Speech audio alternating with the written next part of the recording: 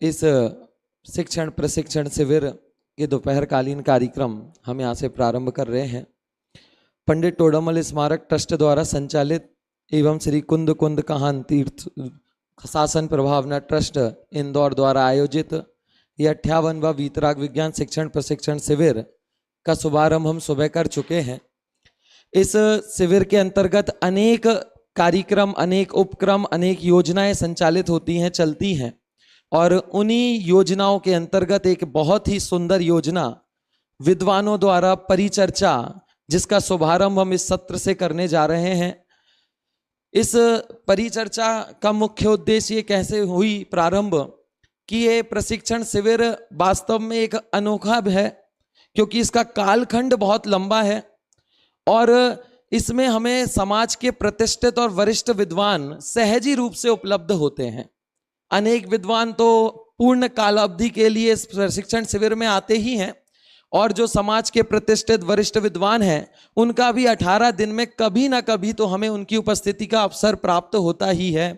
तो ये बहुत सुंदर अवसर समय की दृष्टि से और विद्वानों की उपलब्धता की दृष्टि से हमें प्राप्त हुआ, तो हमने सोचा कि उन विद्वानों का उपयोग किया जाए और जितना ज़्यादा हो सके उनसे कुछ सीखा जाए और कुछ ऐसा सीखा जाए जिससे हमारा जीवन प्रभावित हो।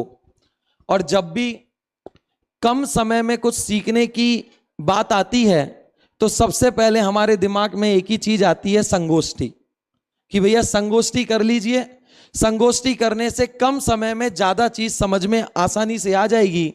लेकिन इस संगोष्ठी के साथ एक समस्या भी रहती है कि इसके साथ ये समस्या है कि ये संगोष्ठी होगी तो लोग आएंगे और विद्वान अपना पर्चा लेके आएंगे और 10 मिनट का अपना भाषण देके अपने आगम प्रमाण और अपनी गहरी बातें कह कह के चले जाएंगे और सामान्य आदमी खाली हाथ लौट जाएगा।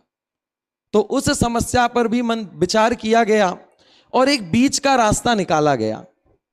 क्या निकाला गया कि हम प्रवचन भी नहीं रखेंगे और संगोष्ठी जैसा भी कुछ ना करके एक विद्वानों की परिचर्चा के रूप में इस कार्यक्रम को करेंगे, और संगोष्ठी से बढ़कर और प्रवचनों से थोड़ा कम एक बीच का मध्यम मार्ग निकालकर इन परिचर्चाओं को रूपांतरित किया गया। और इसमें आपको प्रतिदिन मोक्ष मार्ग प्रकाशक ग्रंथ के अध्ययन का अवसर मिलेगा। आज तो आपके पास ग्रंथ नहीं है, जो भी गोष्ठी के श्रोता हैं कल से आप लोगों को ग्रंथ भी मिल जाएंगे, तो आप ग्रंथ लेकर अब यहाँ बैठें और नोट्स अवश्य बनाएं, क्योंकि 18 दिन का शिविर है।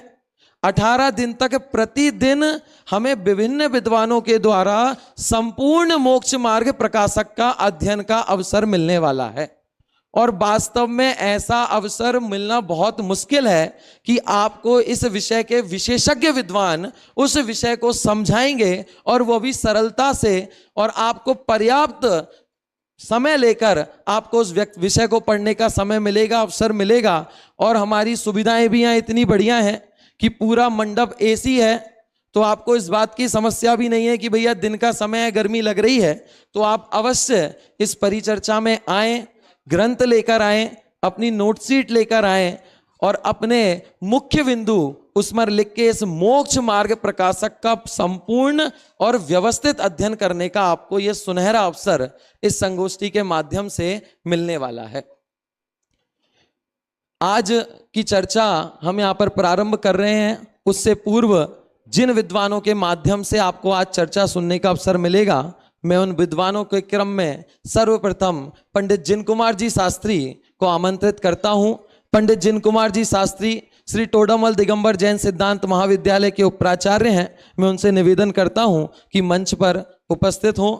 द्वितीय वक्ता के रूप में मैं इंदौर के ही विद्वान डॉक्टर अशोक जी, पंडित अशोक जी शास्त्री इंदौर ओम बिहार में जो रहते हैं, उनको आमंत्रित करता हूं। आप सब लोग करतल ध्वनि के माध्यम से उनका स्वागत करें। अशोक जी भाई साहब हमारे अभ्यास कक्षा के अध्यापक हैं और कई वर्षों से 18 दिन इस शिविर में आकर विद्यार्थियों को प्रशिक्षण देते हैं और इसमें अपना बहुमूल्य योगदान वे दे रहे हैं। आज के वक्तव्य के रूप में हमें उनका लाभ मिलेगा। तृतीय वक्ता के रूप में मैं आमंत्रित करता हूं पंडित राजेंद्र जी शास्त्री खड़ेरी को। यह भी हमारे अभ्यास कक्षा के अध्यापक हैं और वास्तव में ये 18 दिन यहाँ पर रहते हैं प्रशिक्षित करके। 18 दिन एक जगह पर रहना प्रशिक्षित करने के लिए एक बहुत बड़ा योगदान है और ये सब निस्वार्थ भाव से इस योगदान को दे रहे हैं। इनका भी आज हमें वक्तव्य सुनने को मिलेगा। और अंतिम वक्ता के रूप में पूरे देश में जाने जाने वाले पंडित विपिन जी शास्त्री नागपुर, पंडित विपिन जी शास्त्री नागपुर हमारे बीच में पधारे हुए हैं। कुछ समय के लिए पधारे हुए हैं क्योंकि भाई साहब को विदेश जाना है। हमने उनसे निवेदन किया कि नहीं आप आइए, हमारे श्रोताओं को आपको सुनना है, तो उन्होंने कुछ थोड़ा सा चुल्लू भर सा 18 दिन के टाइम में हमें समय दिया है और इसमें पधारे हैं। आज के अंतिम वक्ता के रूप में वह रहेंगे। मैं उनसे निवेदन करता हूं कि मंच पर अपना स्थान ग्रहण करें। आज की हमारी ये संगोष्ठी की अध्यक्षता करने डॉक्टर शांति कुमार जी पाटिल साहब, जो कि श्री टोडरमल दिगंबर जैन सिद्धांत महाविद्यालय के प्राचार्य हैं, वह कुछ ही समय में हमारे बीच में उपस्थित होंगे, तब हम उन्हें मंच पर विराजमान करेंगे। उनकी अध्यक्षता में आज की ये संगोष्ठी संपन्न होगी और वे हमारे बीच पधार चुके हैं। मैं निवेदन करता हूं श्री टोडरमल दिगंबर जैन सिद्धांत महाविद्यालय के प्राचार्य एवं इस संगोष्ठी के निर्देशक, ये पूरी संगोष्ठी जिनके निर्देशन में संपन्न हो रही है, वक्ता विषय क्या रखे जाएं, किस तरीके से इसको रूपरेखा बनाई जाए, ये संपूर्ण कार्य का जिन्होंने निर्देशन किया, ऐसे डॉक्टर शांति कुमार जी पाटिल हमारे बीच उपस्थित हैं। आज के कार्यक्रम की अध्यक्षता कर रहे हैं। मैं जोरदार करतल ध्वनि के माध्यम से उनका स्वागत करता हूं।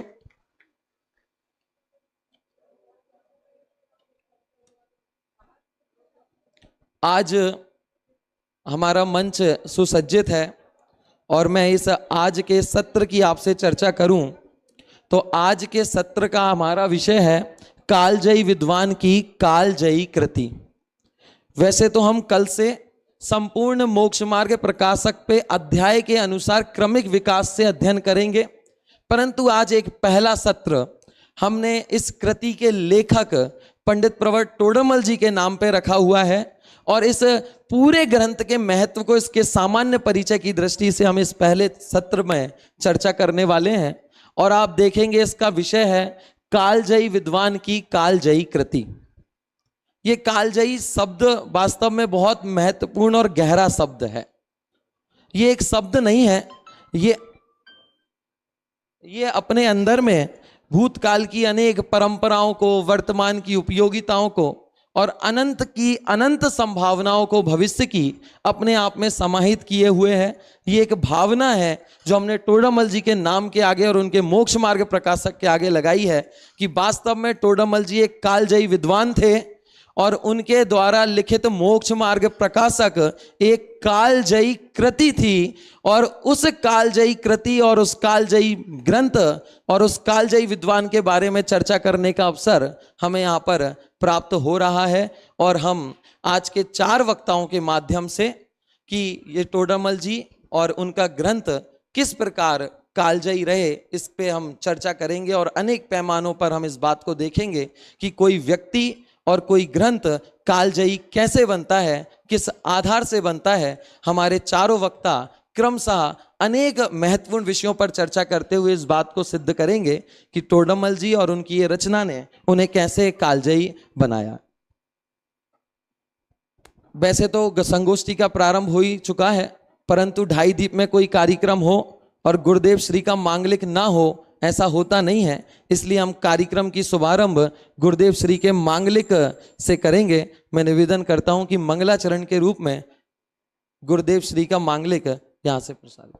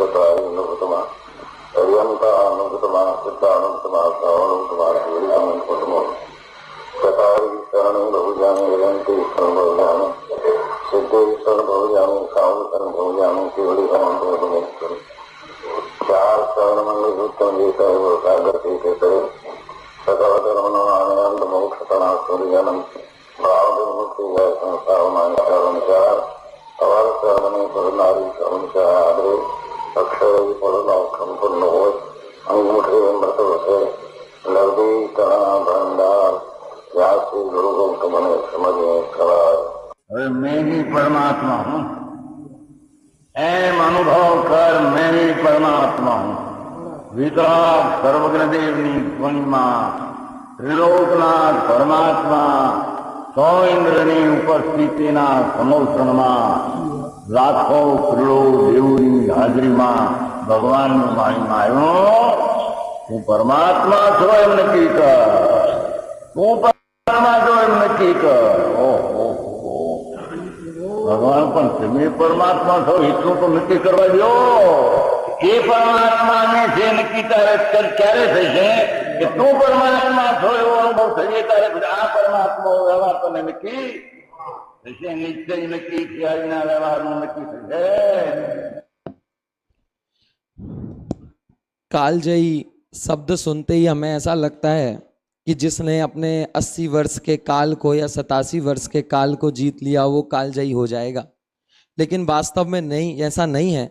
ये कालजयी शब्द वास्तव में बहुत गहरा है। जो अपने तत्कालीन परिस्थितियों को जीतता है, जो अपने समाज की रूढ़ियों को समाप्त करता है, जो दुनिया को एक नई दिशा देता है, और सबसे महत्वपूर्ण बात जो बदलाव ला सकता हो, जिसका चिंतन बदलाव ला सकता हो और बदले हुए समाज में भी जिसका चिंतन प्रासंगिक रह सके, वास्तव में वो चीज कालजयी होती है। और हमारे आगामी वक्ता का विषय भी कुछ इसी प्रकार का है कि पंडित टोडरमल जी और उनकी तत्कालीन परिस्थितियां, इस विषय पर वक्तव्य देने के लिए मैं आमंत्रित करता हूं पंडित जिन कुमार जी शास्त्री जयपुर को। वे आए और अपने विषय पर वक्तव्य प्रस्तुत करें।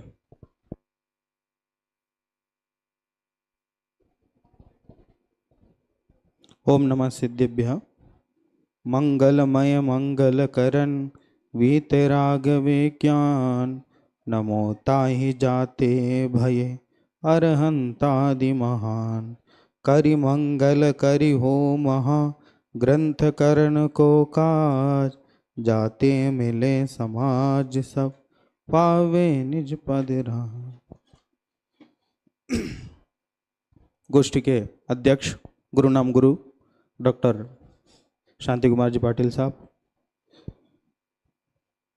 आदरणीय डॉक्टर राकेश जी शास्त्री, विपिन जी भाई साहब, राजेंद्र जी, अशोक जी एवं उपस्थित सभी साधर्मी जन, सभी को सादर जय जिनेन्द्र। पंडित टोडरमल जी एवं उनकी तात्कालिक परिस्थितियां, ये मेरा विषय है। उक्त विषय में पहले तो हम समझें कि इस विषय को समझना जरूरी क्यों है। परिस्थितियां अज्ञानी पर परिस्थितियां हावी होती हैं और ज्ञानी परिस्थिति से निर्लिप्त रहते हैं। और लौकिक परिप्रेक्ष्य में भी जिन्हें हम ज्ञानी कहते हैं, जिन्हें समझदार कहते हैं, वे भी जब तक परिस्थितियों से निर्लिप्त नहीं रह पाते तब तक अपने लक्ष्य की प्राप्ति नहीं कर पाते। और टोडरमल जी के समय की तत्कालीन परिस्थितियों पर हम थोड़ा सा दृष्टिपात करें तो सचमुच हृदय कंपायमान हो जाता है कि ऐसी परिस्थिति में रहकर भी कोई व्यक्ति इतना बड़ा कार्य कैसे कर सकता है। 300 वर्ष पहले की बात तो हम क्या ही करें, अभी अभी एक 50-70 साल पहले की बात हम देख लें कि किस प्रकार की परिस्थितियां थी। धर्म के क्षेत्र में रूढ़िवाद, परंपरा, ये सब कितनी हावी थी ये सब चीजें। और 300 वर्ष पहले तो क्या ही परिस्थितियां रही होंगी, उस बारे में आप विचार कर सकते हैं। तो तत्कालीन परिस्थिति को समझने का जो मुख्य कारण है, उससे आपको टोडरमल जी की साहित्यिक साधना, आध्यात्मिक साधना और धर्म के प्रति उनकी दृढ़ता, ये सब चीज़ें आपको समझ में आएंगी। इसलिए तात्कालिक परिस्थिति को समझना बहुत जरूरी है। पहले तो हम समझ लेते हैं कि वो तात्कालिक परिस्थितियां कब की हैं, वो समय कब का है जिस समय की बात हम करने जा रहे हैं। उस समय की हम बात करें तो दादा ने जो बहुत शोध खोज करके समय निर्धारण किया है, पंडित टोडरमल जी का जन्म विक्रम संवत 1776 और 77 में हुआ और मृत्यु के समय उनकी आयु 47 वर्ष की थी। इसका मतलब हम जिस समय की बात कर रहे हैं, जिस तत्कालीन परिस्थिति की बात हम कर रहे हैं, तो लगभग 17वीं शताब्दी के अंत में और 18वीं शताब्दी के प्रारंभ का समय, जिसे तात्कालिक परिस्थिति के रूप में हम ले सकते, उस समय की बात हम करने जा रहे हैं कि उस समय कैसी परिस्थितियां थी। वो तत्कालिक जो परिस्थिति जिसको हम आगे समझेंगे वह 17वीं शताब्दी का अंत का समय लगभग और 18वीं शताब्दी का प्रारंभ का समय है। और बहुत ज़्यादा मेहनत करने की जरूरत नहीं पड़ी, क्योंकि टोडरमल जी पर दादा ने पीएचडी किया है, शोध कार्य किया है। चंद पंक्तियों में उस समय की किस प्रकार की परिस्थितियां थी वो दादा ने प्रस्तुत किया है। वो मैं यहाँ से पढ़ता हूँ, उसे देख करके समझ में आ जाएगा कि तत्कालीन परिस्थिति में किस क्षेत्र में किस प्रकार की परिस्थितियां थी। पंडित जी की तात्कालिक परिस्थितियों का चित्रण करते आदरणीय दादा ने जो लिखा है उससे बहुत कुछ स्पष्ट हो जाता है कि पंडित जी के चारों ओर विरोध और संघर्ष का वातावरण था। दो शब्दों में समेटा कि विरोध और संघर्ष। उस समय राजनीति में अस्थिरता, संप्रदायों में तनाव, साहित्य में श्रृंगार, धर्म क्षेत्र में बट्टारकवाद, आर्थिक जीवन में विषमता और समाज में रूढ़िवाद, ये सब अपनी चरम सीमा पर थे। ये नहीं कि केवल इन परिस्थितियों से सामना करना पड़ा, ये सब अपनी चरम सीमा पर थे और इनके अनुयायी भी उस समय प्रसिद्ध थे, जो कि आध्यात्मिक चिंतन में चट्टान की तरह अड़े थे। इन सबके होते हुए आध्यात्मिक चिंतन करना, आध्यात्मिक चिंतन प्रस्तुत करने की बात नहीं कह रहा हूं अभी, इन सबके होते हुए आध्यात्मिक चिंतन का मिलना, हम चिंतन करें, ऐसा भी संभव नहीं था। उन सबसे पंडित जी को संघर्ष करना था, उन्होंने डटकर किया और प्राणों की बाजी लाकर की। इन पंक्तियों में यह समझ में आ जाता है कि उस समय की परिस्थिति कैसी थी। कुछ बिंदुओं के माध्यम से समझते हैं इसमें जो बात आई है। राजनीति में अस्थिरता, पंडित जी के समय पे जो राजनीति थी, क्योंकि किसी भी समय आपने सुना होगा अनेक विद्वानों के माध्यम से, कोई भी आचार्य ग्रंथ लिखते हैं तो ग्रंथ के अंत में उस देश के जो राजा है उसके बारे में भी उल्लेख करते हैं, एक तरह से आभार व्यक्त करते हैं, क्योंकि कहीं भी रह करके निर्बाध रूप से हमें अपनी साधना करने के लिए किसी भी राजा का और अच्छा शासन का होना जरूरी है। उसके बिना भी धर्म साधना नहीं हो सकती है, एक कारण वह भी है। परंतु टोडरमल जी के समय पे जो राजनीति में अस्थिरता थी, वो समय कैसा था देखिए। मुगल सत्ता उतार पर थी। राजा जयसिंह जिन्होंने जयपुर बसाया था, उनके शासन काल बहुत अच्छा था। उस समय जैनियों का बहुत अच्छा सम्मान था। ये टोडरमल जी के 10-20 वर्ष पहले हुए हैं।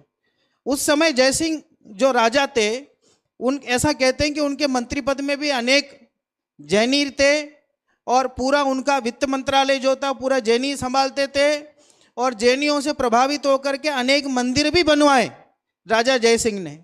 तो उस समय जैनियों का बहुत अच्छा सम्मान था।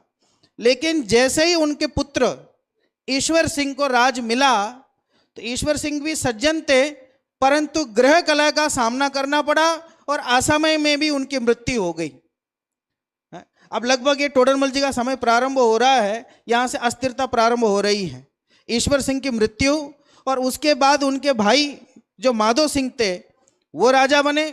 उस समय जैनियों पर अनेक उपद्रव हुए, सांप्रदायिक अस्थिरता हुई, अनेक संप्रदायों में आपस में लड़ाई, एक दूसरे को नीचे दिखाने का कार्य, ये सब इनके राज्य में हुआ।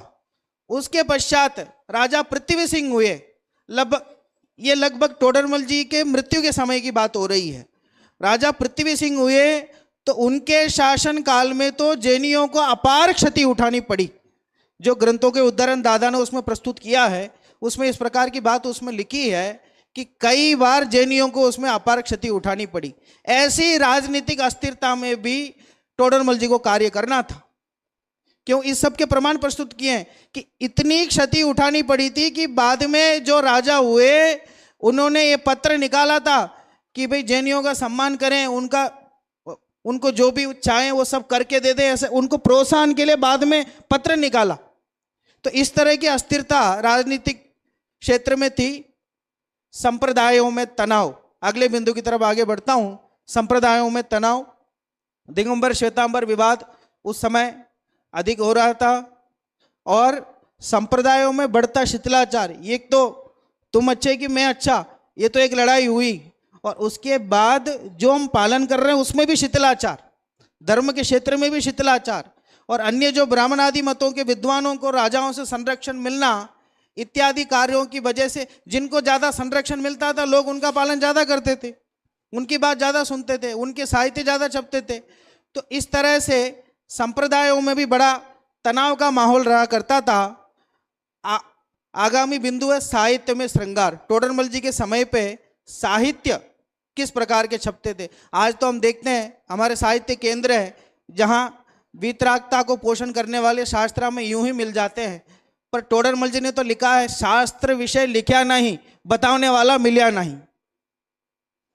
कि बहुत खोज करके जितने शास्त्र थे वो सब उनने पढ़ दिए, और शास्त्र पढ़ने धवला पढ़ना है तो है ही नहीं, क्या करें। तो धवला पढ़ने के लिए लोगों को भेजा और 1 साल तक का सफर होता था, बैलगाड़ी में लोग जाते थे और वहां जाके भी उन्हें धवला ग्रंथ नहीं मिला। एक साधर्मी डालूराम की मृत्यु हो गई तो भी धवला ग्रंथ उन्हें नहीं मिले। उस समय साहित्य किस प्रकार थे देखिए। आलोच्य काल की साहित्यिक गतिविधियां संतोषजनक नहीं थी। भक्ति काल के बाद जो रीति युग आया, श्रृंगार काल, उसकी मूल चेतना श्रृंगार। उस समय जो साहित्य छपते थे उसमें श्रृंगार ही प्रदान हुआ करता था। अधिकांश रीति कवियों के अवलंबन राधा कृष्ण ही थे। एक ब्रह्म विलास में बहुत बढ़िया छंद आया है, आप देखें सामने, इसमें देख सकते हैं। बड़ी नीति लघु नीति करत है, बाई सरत बद बोय भरी, फोड़ा आदि फुन गुनी मंडित, सकल देह मन रोग दरी, शोनित हाड़ मांसमय मूरत, तापर रीजत घरी घरी, ऐसी नारी निरख कर केशव रसिक प्रिया तुम कहा करी। कह रहे हैं कि मतलब उस समय जो जैन कवि थे वे भी इस बात से दुखी थे कि लोग इस प्रकार के ग्रंथ कैसे लिख लेते हैं। विषय कषाय जिसे सिखाना नहीं पड़ता, जीव खुद ही सीख जाता है, ऐसे विषय पर भी कैसे लेखनी चल जाती है, इस बात से दुखी थे। और जैन कवि भी अछूते नहीं थे। भगवान नेमिनाथ राजुल संवाद आदि जो लिखे हुए हैं इत्यादि इसके प्रमाण हैं कि जैन कवियों में भी श्रृंगार रस हावी था। उन्होंने भी प्रेम पर आधारित अनेक ऐसी रचनाएं लिखी। भले विषय अलग था, उस घटनाएं अलग थी, पर उस प्रकार के साहित्य छपते थे। अब इसी तरह हम आगे देखें कि धर्म क्षेत्र में बट्टारकवाद, आर्थिक जीवन में विषमता, समाज में रूढ़िवाद इत्यादि परिस्थितियां उनके सामने थी। और आर्थिक जीवन में विषमता किस प्रकार थी ये तो आप देख सकते हैं कि खुद टोडरमल जी को भी अपनी आजीविका के लिए कुछ समय के लिए सिंगाना जाना पड़ा था। जयपुर के रहने वाले थे, सिंगाना जाकर के उन्हें कुछ समय एक सेठ के यहाँ पे साहूकार जैसे कार्य उन्होंने किया था। जब ब्रह्मचारी रायमल जी पहुंचे तो उन्होंने उनको ऐसा बताया कि वे यहाँ नहीं है, तो उन्हें देख करके इस बात का बड़ा आश्चर्य हुआ। इतना बड़ा विद्वान है, जिन्हें समझने के लिए, जिनसे समाधान पाने के लिए दूर दूर से आते हैं, उन्हें भी आजीविका के लिए बाहर जाना पड़े। तो ऐसी परिस्थिति आर्थिक जीवन की विषमता उस समय की थी। धर्म क्षेत्र में बट्टारकवाद, बट्टारकवाद, आज मैं दक्षिण भारत से आता हूं तो मैं जानता हूं कि किस तरह वहां पर बट्टारकवाद किस स्तर पर है। अभी भी वहां किसी मंदिर में कोई पंच कल्याण करना हो तो बिना बट्टारक के अनुमति के आप नहीं कर सकते। केवल कोई मुनिराज के आदेश पर भी नहीं कर सकते। आप मुनिराज हो, आचार्य हो, तो भी वहां बट्टारक की अनुमति जब तक नहीं मिले तब तक आप नहीं कर सकते। और आज आप उत्तर भारत में देखेंगे तो केवल नाम रह गया, भट्टारक जी की नसियां, कीर्ति तंब की नसियां, तो ये नाम ही रह गया, वो पद ही नहीं रहा व्यक्ति ने, तो टोडरमल जी ने किस प्रकार का काम किया होगा, हम विचार कर सकते हैं। अब ये तो उस समय की परिस्थितियां हो गई। अब ऐसी विषम परिस्थितियों का सामना करके टोडरमल जी ने किस प्रकार कार्य किया, उस पर हम थोड़ी चर्चा करते हैं, फिर उसके बाद चर्चा को विराम दूंगा। ब्रह्मचारी रायमल जी ने तात्कालिक परिस्थिति का चित्रण, माने ऐसे समय में भी टोडरमल जी का प्रभाव कैसा था, टोडरमल जी ने अपने व्यक्तित्व से, विद्वता से किस प्रकार का प्रभाव किया था, उसका चित्रण उन्होंने किया है। देवलोक के समान चैत्यालय एवं उपासना करने वाले, वे जब जयपुर गए तो उन्होंने जो देखा उनके सामने वो उन्होंने लिखा है। प्रतिदिन प्रवचन में 1000-1200 साधर्मी लाभ लेते थे। भाषा शास्त्र, इतना ही नहीं, केवल प्रवचन सुनने वाले ही नहीं, भाषा शास्त्र, संस्कृत ग्रंथ और चर्चा करने वाले लोग भी, साधर्मी भी। और इन सबको देख करके उनके मुंह से निकला, चतुर्थ कालवत जयपुर नगर में जिन धर्म की प्रवृत्ति पाई जाती थी।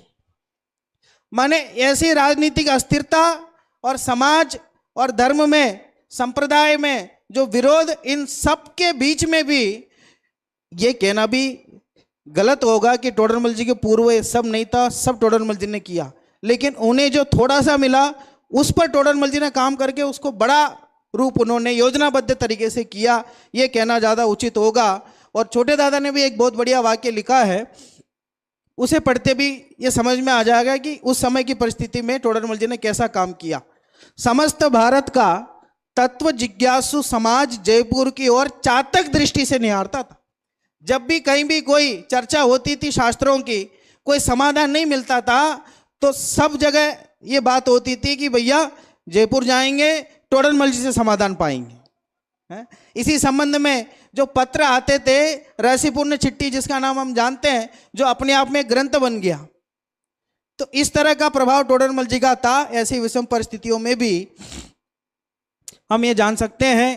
अंत में पंडित टोडरमल जी की तात्कालिक परिस्थिति एवं उस पर टोडरमल जी की साधना पर आधारित आदरणीय छोटे दादा का सारगर्भित वाक्य दृष्टव्य है, जिसे आप पढ़ेंगे तो पूरा उस समय की क्या परिस्थिति थी और टोडरमल जी ने क्या किया, ये दोनों बातें आपको समझ में आ जाएगी।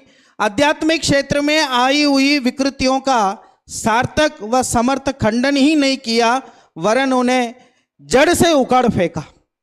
उस समय अध्यात्म के क्षेत्र में, धर्म के क्षेत्र में जो भी विकृतियां थी, खैर जो राजनीतिक सांप्रदायिक चीजें थी उनमें तो टोडरमल जी को कुछ करना भी नहीं था, फिर भी आध्यात्मिक क्षेत्र में जो उन्हें ठीक लगा, जो सिद्धांत उन्हें अच्छे लगे, उनका उन्होंने डट करके प्रतिपादन किया, योजनाबद्ध तरीके से प्रचार प्रसार किया। और तत्पश्चात आज हम देखते हैं कि उत्तर भारत में 13 पंथ शैली का जो प्रचार प्रसार हुआ है, उसमें टोडरमल जी का महत्वपूर्ण योगदान है। इस विषय को समझने से एक ही बात ख्याल में आती है, परिस्थिति चाहे कैसे भी हो, कितने भी विपरीत हो, लेकिन अगर हमारी साधना शुद्ध है, सही दिशा में है, आध्यात्मिक है, धर्म पर दृढ़ है, तो निश्चित तौर पर हम भी टोडरमल जी जैसे कार्य कर सकते हैं। ऐसी बात को कहते हुए टोडरमल जी के चरणों में नमन करते हुए अपनी बात को पूर्ण करता हूँ। जय जय। बहुत बहुत धन्यवाद पंडित जिन कुमार जी शास्त्री को, जिन्होंने अपने वक्तव्य प्रस्तुत किया। वास्तव में इस विषय का रखना कोई आपको समय के इतिहास से परिचित कराना नहीं था, अपितु ये समझाना था कि ऐसे विषम परिस्थितियों में भी महापुरुष किस प्रकार से अपने आत्म कल्याण के जिन सेवा के कार्यों में संलग्न रहते हैं, इस बात की प्रेरणा देना था। और वास्तव में ऐसे महापुरुष ही भविष्य में जाकर कालजयी बनते हैं, जैसा कि हमारी गोष्ठी का आज का विषय है। इसी क्रम में मैं अगले वक्ता के रूप में आमंत्रित करता हूं पंडित अशोक जी शास्त्री ओम बिहार को, जिनका विषय है टोडरमल से आचार्य कल्प तक की आध्यात्मिक यात्रा। अभी पंडित अशोक जी शास्त्री, इंदौर।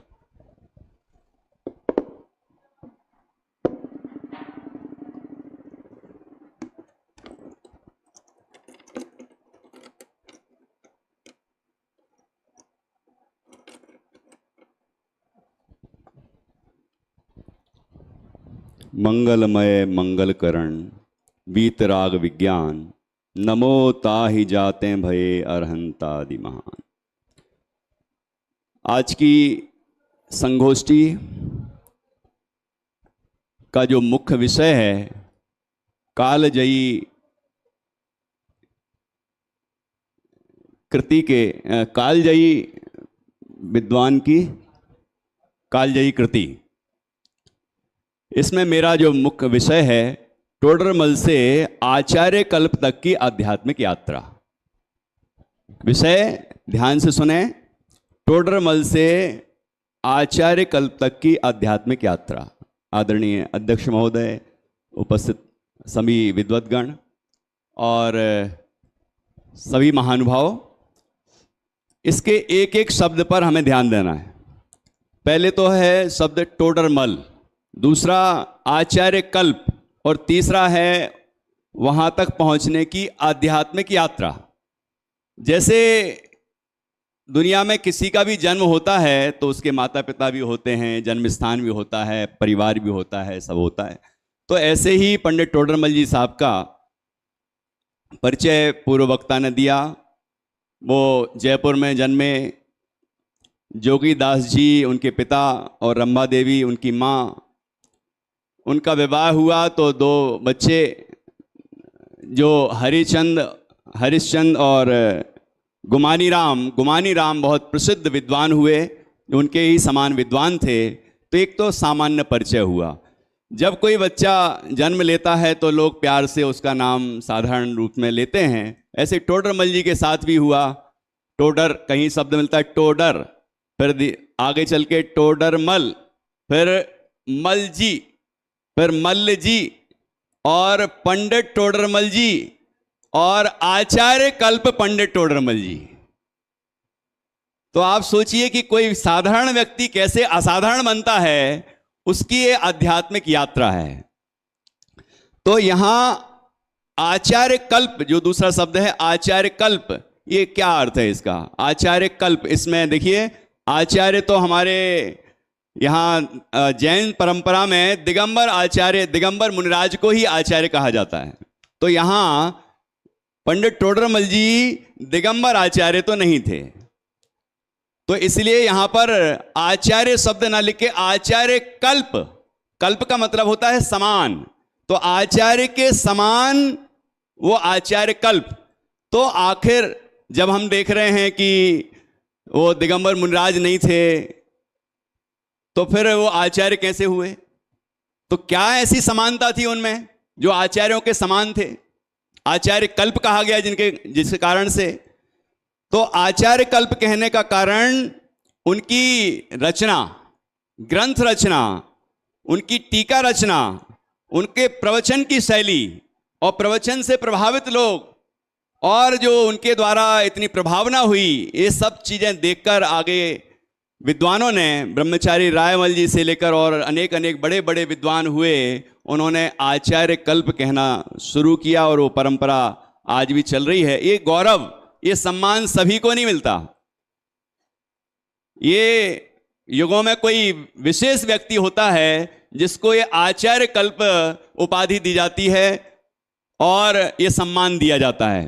तो ये टीकाकार के रूप में देखा जाए, जैसे कि पहले पूर्व वक्ता ने बताया कि ब्रह्मचारी रायमल जी जो कि पंडित टोडरमल जी की विद्वत्ता से अत्यंत प्रभावित थे और उनसे मिलने के लिए जयपुर पहुंचे। वहां पर जयपुर में टोडरमल जी साहब नहीं मिले तो फिर पता लगाया कहाँ होंगे वो, तो सिंघाड़ा तक गए और सिंघाड़ा पर मैं पहुंचकर उनके मन में जो शंकाएं थीं गोमट सार आदि ग्रंथों के संबंध में, जो उनके मन में शंकाएं थीं, उनका समाधान टोडरमल जी साहब से प्राप्त किया। जब टोडरमल जी की विद्वत्ता, विशिष्ट विद्वत्ता देखी तो उन्होंने बहुत प्रेरणा दी कि आप ये करणानियों के जो ग्रंथ हैं, गोमट सार जीवकांड, गोमट सार कर्मकांड, लब्धि सार, छपड़ा सार, इन ग्रंथों की टीकाएं लिखो, क्योंकि इनकी टीकाएं ना होने से लोग समझ नहीं पा रहे हैं। जबकि ब्रह्मचारी रायमल जी बहुत बड़े विद्वान थे, लेकिन ऐसे ऐसे बड़े बड़े विद्वान भी उन ग्रंथों का रहस्य नहीं समझ पा रहे थे, तो उन्होंने उनको बहुत प्रेरणा दी।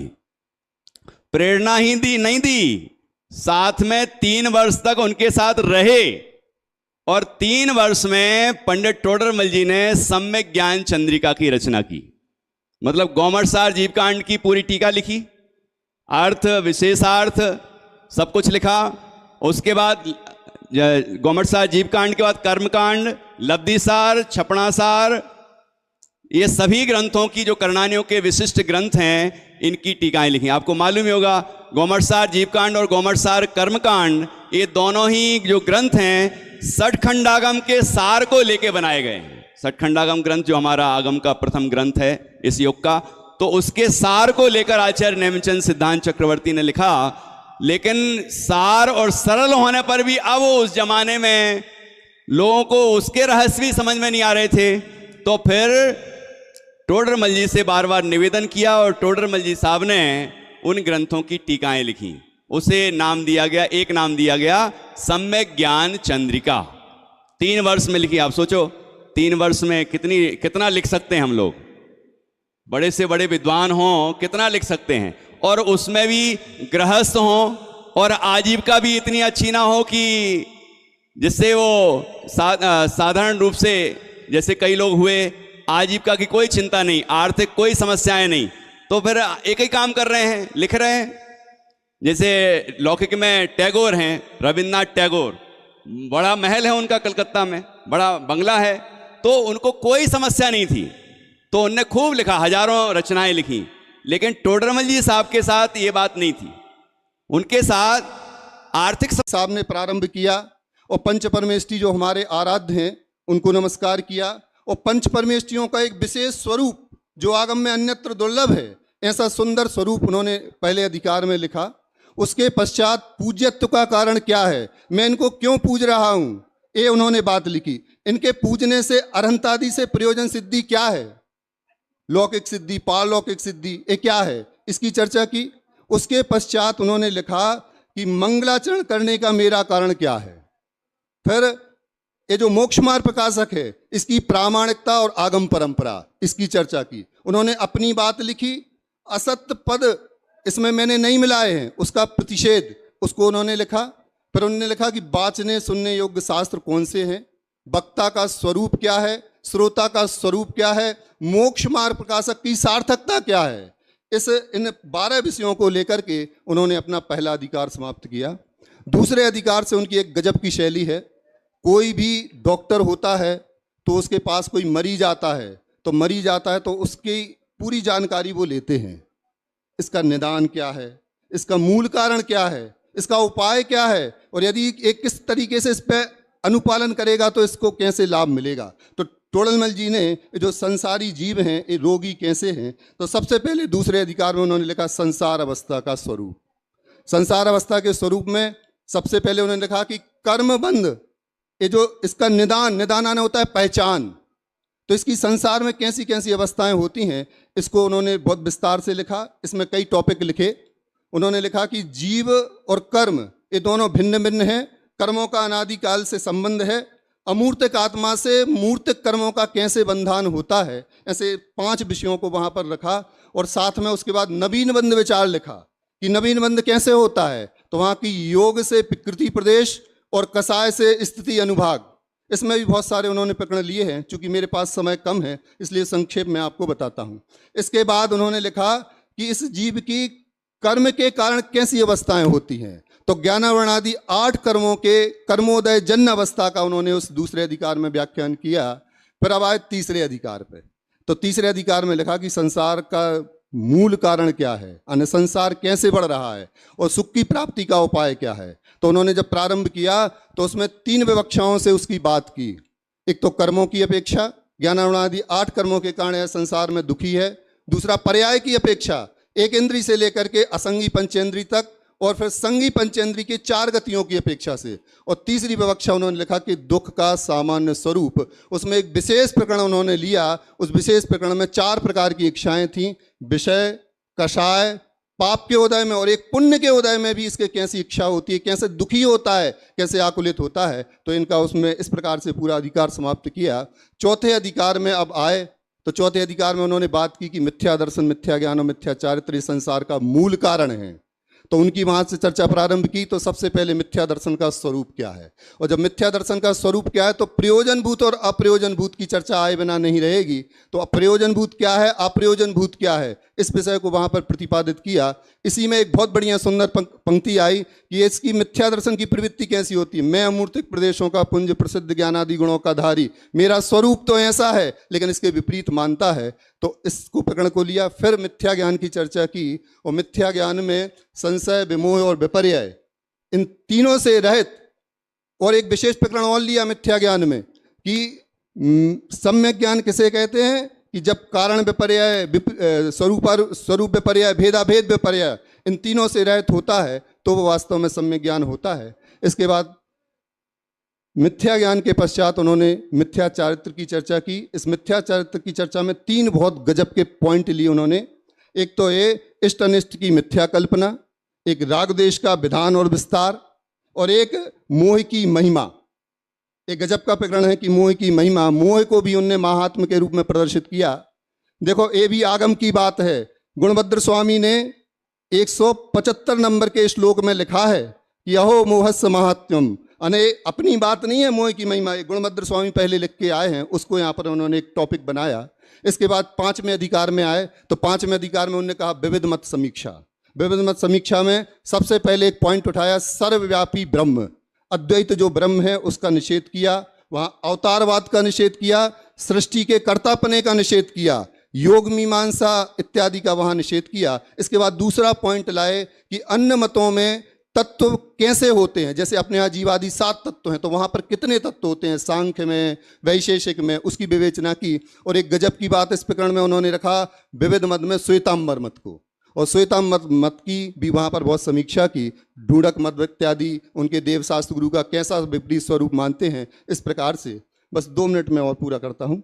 इसके बाद 6वें अधिकार पे आए तो 6वें अधिकार में गृहीत मिथ्यात्व संबंधी कैसी इसकी विपरीत मान्यताएं होती हैं।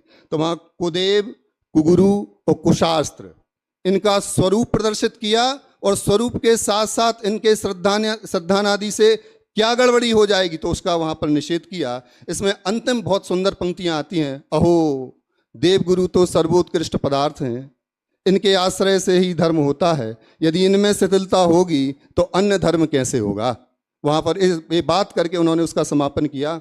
और 2 अधिकार गजब के, जो वास्तव में ये समझो कि उनकी मौलिकता के परिचायक थे। एक तो 7वां अधिकार, यहाँ पर वो जीव जो अभ्यासी हैं, तत्वाभ्यासी हैं, फिर भी उनके कैसे मिथ्यात्व रह जाता है, तो वहाँ प्रारंभ किया। अब जो जीव जैन हैं, जिन आज्ञा को मानते हैं, फिर भी उनके मिथ्यात्व रह जाता है, उसका वर्णन करते हैं। तो वहाँ पर 4 प्रकार के मिथ्या दृष्टियों की चर्चा की। एक निश्चयाभासी, एक व्यवहाराभासी, एक उभयाभासी और एक सम्यक तो सन्मुख मिथ्या दृष्टि। इनकी आपको विस्तृत चर्चा आगामी जो हमारे वक्ता हैं वहाँ चर्चा मिलेगी। इसके बाद एक और विशेष प्रकरण जो 8वां अधिकार, उपदेश का स्वरूप, उसको 4 नियमों का आप जिनवाणी खगाल के देखोगे तो इतना विस्तार आपको कहीं नहीं मिलेगा, इतना विस्तार आपको 4 नियोगों का कहीं नहीं मिलेगा। उसमें भी उन्होंने 6 पॉइंटों से बात की।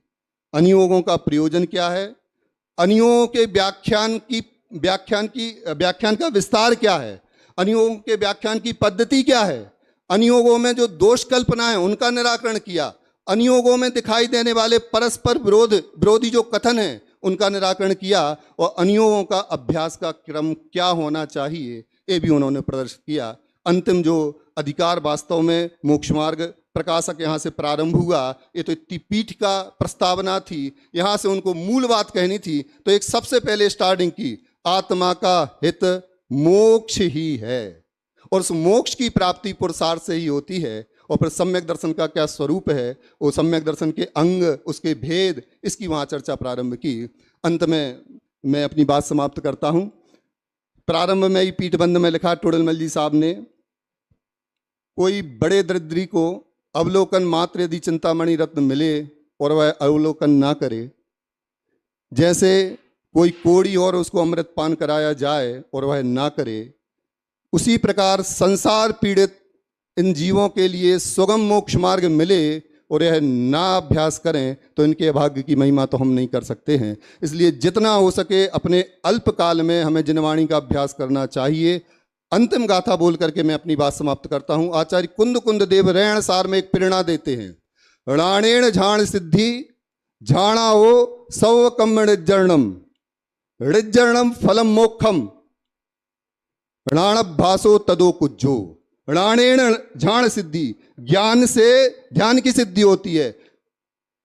झाणाओ, ध्यान से सब कर्म ऋजर्णम, सर्व कर्मों की निर्जरा होती है, और ऋजर्णम फलम मोक्षम, और निर्जरा का फल मोक्ष है। इसलिए ऋणाभ्यासो तदो कुज्जो, इसलिए जब तक कंठ में प्राण है तब तक जिनवाणी का अभ्यास करना चाहिए। ओम नमः शिवाय। बहुत बहुत धन्यवाद पंडित राजेंद्र जी खड़ेरी को। जैसे हम कोई ग्रंथ छापते हैं तो उससे पहले उसकी विषय सूची लिखते हैं कि इस ग्रंथ में क्या क्या आने वाला है। ऐसी भाई साहब का जो विषय था वो पूरी 18 दिन की परिचर्चा की विषय सूची था कि 18 दिन में हम क्या क्या विषयों को पढ़ने वाले हैं, आपको क्या क्या सुनने हैं, इस परिचर्चा के माध्यम से मिलने वाला है। तो इस विषय पर हम 18 दिन तक कल से चर्चा प्रारंभ करेंगे। उससे पहले एक अंतिम विषय पर और चर्चा करें कि जैसा कि हमने जाना कि पंडित टोडामल जी को हमने एक उपाधि दी थी आचार्य कल्प, कि आचार्यों जैसा काम करने वाले, आचार्यों के समान काम करने वाले। अब अगला विषय इससे ही कुछ संबंधित है कि आचार्य कल्प तो हमने कह दिया, लेकिन फिर भी कई लोग उनके द्वारा लिखित बातों पर प्रामाणिकता में संदिग्ध करते हैं। जब वे स्वयं उनके साथ आचार्य कल्प की उपाधि है, आचार्य के समान उन्होंने कार्य किया है, तो वास्तव में उनका लेखन भी आचार्यों जैसा ही प्रामाणिक है। और इस विषय पर विमर्श करने के लिए मैं आमंत्रित करता हूं पंडित विपिन जी शास्त्री नागपुर को, जिनका विषय है ग्रंथ की आगम सम्मत प्रामाणिकता। पंडित विपिन जी शास्त्री नागपुर।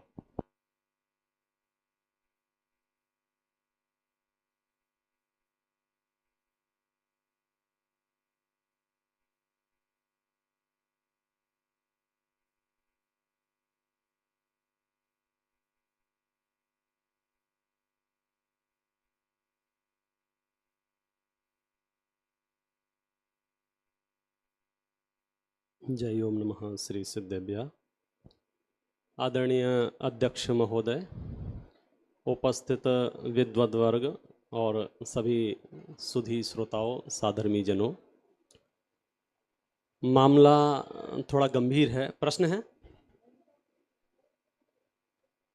ये मामला थोड़ा गंभीर है, और गंभीर इस मामले में है कि जब कोई किसी की प्रामाणिकता पर प्रश्न चिन्ह लगाता है तो हमारी जिम्मेदारी कुछ ज़्यादा ही हो जाती है कि हम झांक के देखें कि ये प्रश्न वास्तव में कुछ महत्व रखता भी है या ट्रायल से पहले ही सिरे से खारिज कर दिया जाएगा।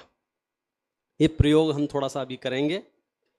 मोक्ष मार्ग प्रकाशक ग्रंथ दिगंबर जैन समाज में एक अत्यंत प्रतिष्ठित, प्रामाणिक और लोकप्रिय ग्रंथ है।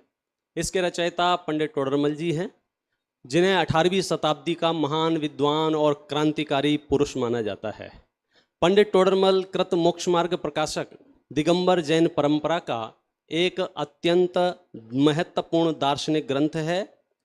ये केवल आस्था का नहीं बल्कि तत्व विचार, तत्व चिंतन, मोक्ष मार्ग के मूलभूत मार्ग में जो पड़ाव आते हैं, सही रास्ते चुनने के और गलत रास्ते से बचने के जो निर्णयात्मक क्षण आते हैं, वो इस मोक्ष मार्ग प्रकाशक में वर्णित हैं। मैं इसकी प्रामाणिकता पंडित जी साहब के शब्दों में तो व्यक्त कर ही सकता हूँ, आप मूलतः पढ़ेंगे ही, लेकिन मैं आपसे ये कहना चाहता हूँ कि अकेले मोक्ष मार्ग प्रकाशक की नहीं, अन्य किसी भी ग्रंथ के संदर्भ में आपसे प्रश्न पूछा जाए कि इसकी क्या प्रामाणिकता है, समय सार के बारे में पूछ लिया जाए इसकी क्या प्रामाणिकता है, नियम सार के बारे में पूछ लिया जाए क्या प्रामाणिकता है, छह ढाला के बारे में पूछ लिया जाए क्या प्रामाणिकता है, क्योंकि सिर फिरों का कोई ठिकाना नहीं है, वे कहीं भी प्रश्न उपस्थित कर सकते हैं और किसी भी बारे में। ध्यान रखना, प्रश्न दो तरह के होते हैं, एक सैद्धांतिक मतभेद वाले, वैचारिक मतभेद वाले कि हमारी समझ में नहीं आ रहा है, और एक परंपरा से काशायिक कि हम तो इन्हें मानते ही नहीं हैं, तो अब ये जो कुछ भी कहेंगे हम तो कह देंगे ये गलत कह रहे हैं। तो काशायिक प्रश्नों का कोई उत्तर नहीं दिया जाएगा, लेकिन वैचारिक मतभेदों के प्रश्न होंगे तो हम उनका समाधान आगम के आधार से अवश्य करेंगे। चर्चा चूंकि मोक्ष मार्ग प्रकाशक की है तो हम मोक्ष मार्ग प्रकाशक के इर्द गिर्द रहते हैं। आप पूरे आगम पर घटित कर लेना है इसको। मैं पूछता हूं पूरे आगम की प्रामाणिकता के बारे में प्रश्न हो तो आप क्या समाधान करेंगे? कि आगम का काम क्या है, आगम कहते किसे हैं।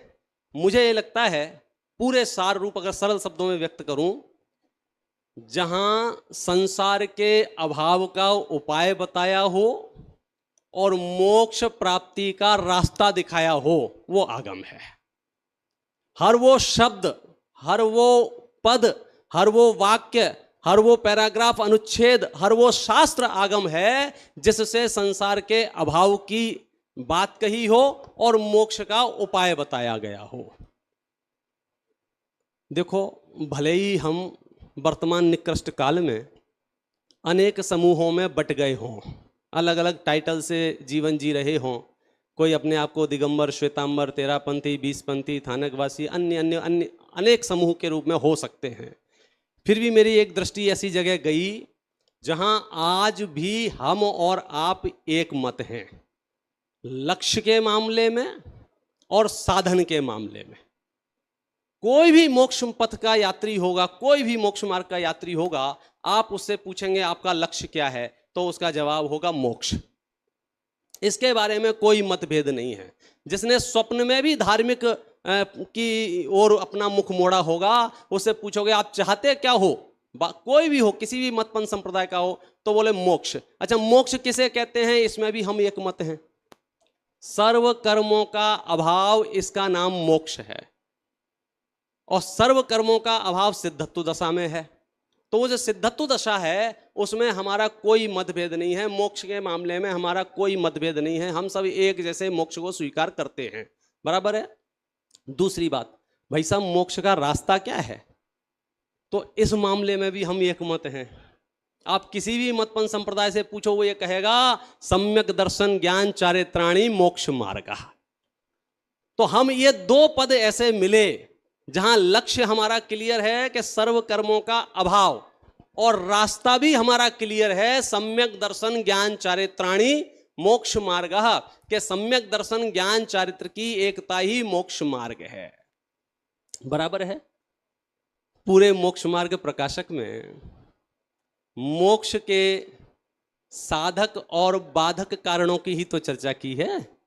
मोक्ष मार्ग के साधक और बाधक कारणों की ही तो चर्चा की है। इसलिए हम ये निस्संदेह कह सकते हैं कि संपूर्ण आगम परंपरा में जिस बात का निर्वाह हुआ है वह निर्वाह मोक्ष मार्ग प्रकाशक में हुआ है। दूसरी बात यह है कि कभी कभी एक हम प्रामाणिकता स्वीकार करते हैं, किसने कहा है। वक्ता की प्रामाणिकता से वचनों की प्रामाणिकता आती है, किसने कहा है। तो न्याय शास्त्रों में हम हर मत को, हर बात को आप्त पुरुष के मुख से कहा हुआ कहते हैं और बाकी सब दोहराने वाले हैं, परंपरा से है।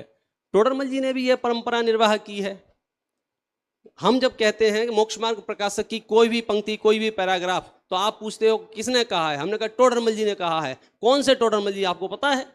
जिन्होंने गौमट सार की, जिन्होंने लब्धि सार की, जिन्होंने छपड़ा सार की, जिन्होंने त्रिलोक सार की, जिन्होंने आत्मानुशासन की, जिन्होंने पुरुषार्थ सिद्धि उपाय, इन 6 ग्रंथों की तो टीकाएं की हैं। आप क्या समझ रहे हैं टोडरमल जी को? अभी भाई साहब ने याद दिलाया था कि उन्होंने गौमट सार और लब्धि सार की तो अर्थ संदृष्टियां लिखी हैं। आज की तारीख में भी कहीं कहीं गिने चुने ही विद्वान उपलब्ध होंगे जो इस विषय के मर्मज्ञता को धारण करते हों। हम उन टोडरमल जी की बात कह रहे हैं, तो नाम ही काफी है। इस तरह से आपको ये समझना चाहिए। अन्य अनेक प्रकरण कहे जा सकते हैं और एक खुला चैलेंज ये दिया जा सकता है कि आप आंख पर पट्टी बांध के मोक्ष मार्ग प्रकाशक का कोई भी पन्ना खोल लेना और आप कोई भी पंक्ति पढ़ के आ जाना, हम आपको उसका आगम से मिलान करके बता देंगे कि भैया ये पंक्ति आगम में यहाँ लिखी हुई है। इससे ज़्यादा आगम की प्रामाणिकता और क्या हो सकती है मोक्ष मार्ग प्रकाशक की। देखो, तुम्हें उनके विचार पसंद आ रहे हैं कि नहीं आ रहे हैं, ये विषय यहाँ नहीं चल रहा है। विषय ये चल रहा है कि आगम से उसका मेल खा रहा है कि नहीं खा रहा है। क्योंकि मारीची को जब लंबा भाव बिताने होते हैं संसार में, तो उसे आदिनाथ की बात पसंद नहीं आती है। मारीची से पूछोगे आदिनाथ प्रमाणिक हैं कि नहीं है, तो वो तो यही कहेगा कि वहां मत चले जाना, गड़बड़ है, हमारे पास आओ, हमारे पास आओ। लेकिन यदि सैद्धांतिक दृष्टि से और परंपरा की दृष्टि से देखेंगे तो आदिनाथ परमात्मा जिस तरह से प्रमाणिक हैं, संपूर्ण जिनागम उस तरह से प्रमाणिक है, और उसी जिनागम की परंपरा से ये मोक्ष मार्ग प्रकाशक प्रमाणित है। स्वयं टोडरमल जी ने ये प्रयोग किया है कि हम ये जो ग्रंथ बनाने जा रहे हैं कैसे बनाने जा रहे हैं। उदाहरण दिया है, जैसे मोतियों की माला बनाई जाती है तो मोती तो बाजार में पहले से ही उपलब्ध हैं, मोती तो अनादि सिद्ध हैं, मोती नहीं बनाते हम तो मोतियों को अलग अलग तरह से रख के माला बनाते हैं। ऐसे उन्होंने लिखा है, आकार आदि अक्षर तो अनादि हैं, आकार आदि अक्षरों के समूह का नाम पद है और पदों के समूह का नाम श्रुत है। जिनवाणी क्या है कि ऐसे पद जो सत्यार्थ के प्रकाशक हैं, तो सत्यार्थ के प्रकाशक जो पद हैं उनको चुन चुन के हम ये ग्रंथ बनाते हैं। और आचार्य भी ऐसे ही ग्रंथ बनाते हैं। आचार्य कैसे ग्रंथ बनाते हैं? ग्रंथादिराज समय सार की रचना कैसी हुई, परमागमों की रचना कैसे हुई, सठखंडागमों की रचना कैसी हुई, इसी क्रम से हुई ना। उन्होंने भी यही कहा कि बात तो तीर्थंकर परमात्मा की है। हम जो मांगलिक करते हैं मंगलाचरण में, अस्य मूल ग्रंथ कर्ता सर्वज्ञ देवा, तदुत्तर ग्रंथ कर्ता गणधर देवा, प्रतिगणधर देवा, तेसाम वचनानुसार, ये जो हम घोषणा करते हैं ये इसकी प्रामाणिकता के लिए घोषणा करते हैं कि हम अपनी तरफ से कुछ भी नहीं कह रहे हैं। हम जो कुछ भी कह रहे हैं वो परंपरा से प्राप्त कह रहे हैं। ये जो कहा जाता है ना कि इतने ग्रंथ तो इन्होंने टीका ग्रंथ हैं और ये मोक्ष मार्ग प्रकाशक मौलिक ग्रंथ है, ये तो वर्तमान की साहित्यिक भाषा दृष्टि से बोलते हैं मौलिक ग्रंथ है। मैं ये कहना चाहता हूं, जैन दर्शन में मौलिक ग्रंथों की रचना होती ही नहीं है। मौलिक माने ये संकलन है, आपकी एक एक पंक्ति इस ग्रंथ की आगम में मिल जाएगी। तो जहां जहां टोडरमल जी साहब ने आगम का अभ्यास किया था, उस सर्व आगम के अभ्यास को आपकी अपनी सरल भाषा में प्रस्तुत कर दिया है, तो वो उनका अपना है कि परंपरा से प्राप्त है। तो टोडरमल जी साहब तो कह रहे हैं कि परंपरा से प्राप्त है। फिर शिष्य पूछता है, चलो मान लिया परंपरा से प्राप्त है, लेकिन कोई कसाई, तीव्र कसाई मिलावट कर दे तो? कर सकता है ना, तीव्र कसाई मिलावट कर दे तो पहले तो टोडरमल जी साहब ने बहुत कॉन्फिडेंस के साथ ये कहा है कि देखो भैया, जैन धर्म में तो कोई तीव्र कसाई होता नहीं है। तीर्थंकर परमात्मा के तो मोह का अभाव ही हो गया है। गणधर परमात्मा, आचार्य परमात्मा के मोह का बहुत मंदोदय है। और जो गृहस्थ आदि भी शास्त्रों की रचना करते हैं वे भी तीव्र कसाई नहीं होते हैं। तीव्र कसाई होकर के ऐसी रचना करे जिससे औरों का बुरा हो और उसके फल में मुझे नरक निगोद आदि जाना पड़े, ऐसी रचना कोई क्यों करेगा? जिन मत में तो ऐसा संभव नहीं। उन्होंने ऐसा लिखा, जैनी तो ऐसा नहीं करते हैं। फिर उन्होंने ये भी धीरे से कहा है, इस निकृष्ट काल में कदाचित कोई तीव्र कसाई हो सकते हैं। काल निकृष्ट है ना, उत्कृष्ट काल में तो बहुत उत्कृष्ट काल है, निकृष्ट काल थोड़ा ऐसा लिखा है कि इस निकृष्ट काल में कोई तीव्र कसाई हो सकता है जो गलत बात कह दे, अप्रामाणिक बात कह दे। तो शिष्य, हाँ फिर तो गड़बड़ हो जाएगी ना। अरे क्यों गड़बड़ हो जाएगी? कोई तीव्र कसाई यदि अन्यथा निरूपण कर भी दे तो ज्ञानी उसकी परंपरा को आगे नहीं बढ़ने देते हैं। लिखा है, कोई सांचे मोतियों में झूठा मोती मिलाए तो कोई मूर्ख तो ठगा सकता है, लेकिन जौहरी नहीं ठगाए जाते हैं। वो तो देखते ही पहचान जाए, झलक नहीं मिल रही है तो एक तो आपको थोड़ा जौहरी बनना पड़ेगा। ये अनपढ़ों की तरह जो आप व्याख्यान सुनते हो ना, हाँ साहब करते हो, इसमें आप ठगाए जा सकते हो। आप अभ्यास करोगे तो फिर आपको कोई भी वक्ता सामने हो, आपको फर्क नहीं पड़ेगा। आप उसकी वाणी को आगम से मिलान करके निर्णय करेंगे, ये वाणी वीतरागता का पोषण कर रही है या कषाय का पोषण कर रही है। कषाय का पोषण कर रही हो तो इधर उधर डस्टबिन देखना, वहां डाल देना, और वीतरागता का पोषण कर रही हो तो छाती से चिपका लेना। सिद्ध सलाह में मिलेंगे हम सब। ये टोडरमल जी ने प्रेरणा दी है।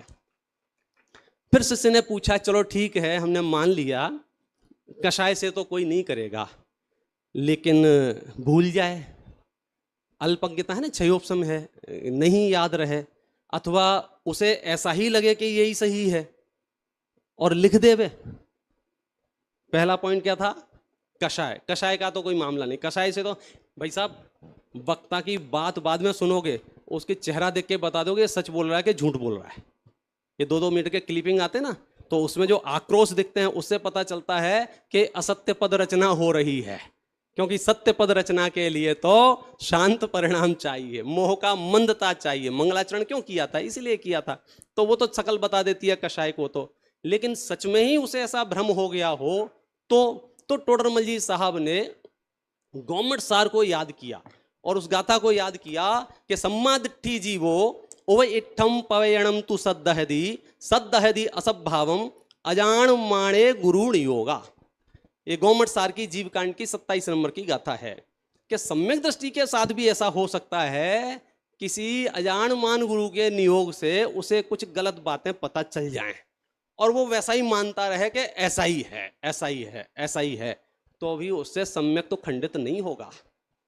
आगे ये भी लिखा है, कोई आगम दिखाए जाने पर, युक्ति दिखाए जाने पर वो सम्यक दृष्टि इतना सहज रहता है कि वो स्वीकार भी कर लेता है कि हाँ साहब हमें ऐसा भ्रम हो गया था, हमें ऐसी गलतफहमी हो गई थी, हम ठीक कर लेते हैं। तब तो जितनी भी परंपरा हुई है उन सभी परंपरा में एक बात लिखी है कि नहीं लिखी है। देखो जितने भी अपने ग्रंथ लिखे गए उनके मंगलाचरण को आप ध्यान से देखेंगे, ग्रंथादिराज समय सार का मंगलाचरण है, क्या लिखा है? सुध केवली भणिदम। नियम सार का मंगलाचरण है, क्या लिखा है? केवली सुध केवली भणिदम। दौलत राम जी ने आते आते तक एकदम सरल भाषा में क्या लिखा है? पे कछु कहूं कही मुनि यथा। तो हमारे यहाँ तो ग्रंथ रचना करने वाले हर लेखक, हर वक्ता इस क्रम का निर्वाह कर रहे हैं कि हम तो वही सब कह रहे हैं जो पहले आचार्यों ने कहा है, पहले मुनिराजों ने कहा है। गुरुदेव श्री ने व्याख्यान करते हुए इस प्रकरण में लिखा है कि टोडरमल जी कोई अपने घर से बात लेके नहीं आ रहे हैं, वे तो तीर्थंकरों की वाणी से उत्पन्न जो तत्व ज्ञान है उस अजस्र धारा से बहता हुआ उन तक पहुंचा है, वे हमारे सामने परोस रहे हैं। और पंडित जी तो माल भी परोस रहे हैं और साथ में कसौटी भी दे रहे हैं। तुम कस लो ना, हम सोना बेचते हैं, बराबर है। सामने वाला क्या प्रश्न करता है कि भाई साहब खरा है कि नहीं है, सही है कि नहीं है? बोलो हम क्या जवाब देंगे उसे? तुझे दुनिया में जहां दिखाए वहां चला जा और चेक करवा ले। तो आप कह सकते हो कि भैया हम कहां चेक करवाएं? कि सुनो, सोने को चेक करवाने के लिए तो मशीन चाहिए, केमिकल चाहिए, रसायन चाहिए। तत्वज्ञान को चेक करने के लिए आप पात्रता जन्म से लिए हुए हैं, आप संगी पंचेंद्री जीव हैं, आपके पास टूल है, आप हिताहित का निर्णय कर सकते हैं, आप सही गलत का निर्णय कर सकते हैं और वो निर्णय आगम परंपरा के आधार से ही होगा। इसलिए आगम के अभ्यास वालों को कोई समस्या नहीं है, अनभ्यासियों की समस्याओं का कभी अंत होने वाला भी नहीं है। टोडरमल जी ने बहुत ही विनम्र निवेदन किया है और साथ में उन्होंने एक बात कही, वो बात मैं आपको याद दिला देता हूं। अपनी बात, ये टाइटल तो डॉक्टर साहब ने दिए हैं, उन्होंने तो सहजता से प्रकरण चल रहा था कि हम जो बोल रहे हैं ऐसे नींद में उठ के नहीं बोल रहे हैं। कैसे बोल रहे हैं? उन्होंने लिखा है, हमने इस काल में यहां अब मनुष्य पर्याय प्राप्त की, इसमें हमारे पूर्व संस्कार से व भले होनहार से जैन शास्त्रों के अभ्यास करने का उद्यम हुआ है, जिससे व्याकरण, न्याय, गणित आदि उपयोगी ग्रंथों का किंचित अभ्यास करके टीका सहित समय सार, पंचास्तिकाय, प्रवचन सार, नियम सार, गौमठ सार, लब्धि सार, त्रिलोक सार, तत्वार्थ सूत्र इत्यादि शास्त्र और क्षपणा सार, पुरुषार्थ सिद्धि उपाय, अष्टपहोड़, आत्मानुशासन आदि शास्त्र और श्रावक मुनि के आचार्य के प्ररूपक अनेक शास्त्र और सुष्टु कथा सहित पुराण आदि शास्त्र इत्यादि अनेक शास्त्र हैं। जिन्होंने नाम भी नहीं सुने ना, वे टोडरमल जी का विरोध करने की कोशिश करते हैं। थोड़ा ठंडे दिमाग से सोचो किससे बात कर रहे हो। इतने ग्रंथों में हमारे अभ्यास वर्तता है, ऐसा लिखा है, उनमें हमारे बुद्धि अनुसार अभ्यास वर्तता है, उससे हमें भी किंचित सत्यार्थ पदों का ज्ञान हुआ है। और एक गजब बात, लघुता प्रदर्शन, विनम्रता, रिक्वेस्ट, अपील, कुछ भी कहो, पुनश्च इस निकृष्ट समय में हम जैसे मंद बुद्धियों से भी हीन बुद्धि के धनी बहुत जन दिखाई देते हैं। उन्हें इन पदों का अर्थ ज्ञान हो, इस हेतु धर्मानुरागवश देश भाषामय ग्रंथ रचने की इच्छा हमें हुई है, इसलिए हम यह ग्रंथ बना रहे हैं। इसमें भी अर्थ सहित उन्हीं पदों का प्रकाशन होता है। इतना तो विशेष है कि जिस प्रकार प्राकृत संस्कृत शास्त्रों में प्राकृत संस्कृत पद लिखे जाते हैं, उसी प्रकार यहाँ अपभ्रंश भाषा सहित अथवा यथार्थता सहित देश भाषा रूप पद लिखते हैं, परंतु उसमें अर्थ में व्यभिचार नहीं है। अर्थ में व्यभिचार नहीं है माने सिर्फ भाषा परिवर्तन हुई है और इसमें कोई कुछ नहीं कर सकता है। कालक्रम में ऐसा होता है। मूल ग्रंथ हमने प्राकृतम भाषा में देखे थे, बाद में संस्कृत चलने लग गई थी, आज अलग अलग भाषाओं में है। बात भाषा की नहीं है, बात भाव की है। किसी भी भाषा में हो आप, जो अगर सत्यार्थ पदों का ग्रहण कर रहे हैं तो उसकी प्रमाणिकता निस्संदेह है। एक मैं अंतिम बात जो कह देता हूं, प्रमाणिकता का दूसरा आधार, मुझे टोडरमल जी के मामले में संतुष्ट ग्राहक बहुत मिले जिन्होंने उनसे इलाज कराया और ठीक हुए। लोक में भी अगर हमको कुछ ऑपरेशन कराना हो तो 10 लोगों को भेजा, डॉक्टर कैसा है। तो मैं जहां भी झांक के देखा कोई ना कोई, मैं अभी गणेश वर्णी जी की वो देख रहा था, मेरी जीवन का था, वहां वो कह रहे हैं कि टोडरमल जी महान पंडित हुए हैं। और उन्होंने, देखो उनके शब्द बोलता हूं, प्रातः काल मोक्ष मार्ग प्रकाशक का स्वाध्याय किया। श्रीमान पंडित टोडरमल जी महान पुरुष हो गए हैं। उन्होंने गौमट सार आदि अनेक ग्रंथों की इतनी व्याख्या की है कि अल्पज्ञानी भी उनके मर्म का वेत्ता हो सकता है। इससे भी महोपकार उन्होंने मोक्ष मार्ग प्रकाशक ग्रंथ को सरल भाषा में रच दिया है। स्वामी जी उनके संतुष्ट ग्राहक हैं। अब आप सोच लो, पंडित टोडरमल जी तो महान आत्मा थे, उनका मोक्ष मार्ग प्रकाशक अपूर्व ग्रंथ है, उसमें सब शास्त्रों का सार भर दिया है। उसकी बात हम क्या कहें, मैं अब पूरे नहीं पढ़ता हूं, हमें अध्यक्ष महोदय को भी सुनना है। हमने जो पहला अभियान मोक्ष मार्ग प्रकाशक का चलाया था उसमें इसमें ढेरों अभिमत छापे थे। टोडरमल जी साहब की जो स्मारिका प्रकाशित हुई थी, पूरे विश्व में आप आश्चर्य मानेंगे, जब मैं महाराष्ट्र और दक्षिण भारत की यात्राएं करते हैं, वहाँ के संग्रहालयों में मोक्ष मार्ग प्रकाशक मिलता है। आप सोच लीजिए टोडरमल जी की पहुंच क्या होगी, उनकी प्रामाणिकता किस स्तर की होगी। टोडरमल स्मारक ने तो अभी अभी मोक्ष मार्ग प्रकाशक प्रकाशन करना शुरू किया है, 10-50 साल पहले। ये 250 साल से घर घर में स्वाध्याय का विषय बना हुआ था। संपूर्ण दिगंबर समाज में यह आदर का पात्र था। यह बात कह के मैं यहाँ पर ग्रंथ लेखन का अधिकारी कौन है, ऐसा आगम में कुछ आता है, ऐसा ये प्रश्न है। ग्रंथ लेखन का अधिकारी कौन है? टोडरमल जी साहब ने ही स्वयं ये विश्लेषण कर दिया है। उनसे भी प्रश्न पूछा था कि जब पहले ही इतने बड़े बड़े ग्रंथ हैं तो तुमको एक नया ग्रंथ और बनाने की क्या इच्छा हो रही है। तो अभी अभी उन्होंने जवाब दिया था कि क्या करें, मुझे ऐसा लगता है मुझसे भी मंद बुद्धि के धनी और जगत में हैं। तो वास्तविकता तो ये है कि जिसको मोक्ष मार्ग का रस परिपाक होता है और जो उस मार्ग पर चल रहा होता है, वह मोक्ष मार्ग का पथिक शास्त्र रचना का अधिकारी होता है। क्योंकि मोक्ष मार्ग का जो पथिक है उसे मोक्ष मार्ग उपलब्ध हुआ है, तब तो उस मार्ग पर चल रहा है, और जो मार्ग पर चल रहा होता है वह उसे बताने का भी अधिकारी होता है। मैं स्वर्ण का व्यापार करता हूं, आप मुझसे स्वर्ण के बारे में पूछ सकते हो, कपड़े वालों से कपड़े बारे में पूछ सकते हो। ये टोडरमल जी मोक्ष मार्ग के पथिक हैं तो इनसे मोक्ष मार्ग के बारे में पूछ सकते हो। इसलिए जो मोक्ष मार्ग का पथिक है वह मोक्ष शास्त्र लिखने का अधिकारी है। अगर आज पंडित जी होते तो आज बाह्य क्रिया प्रधान जैन धर्म को देखकर क्या कहते एवं आधुनिक आध्यात्मिकता को किस भूल का सबसे पहले विरोध करते। देखो, आज पंडित जी होते तब भी वो यही करते जो तब कर रहे थे। भले ही 300 साल हो गए हैं, यदि आपने मोक्ष मार्ग प्रकाशक पढ़ा होगा तो आपको ये फील नहीं होगा कि ये 300 साल पहले की बातें चल रही हैं।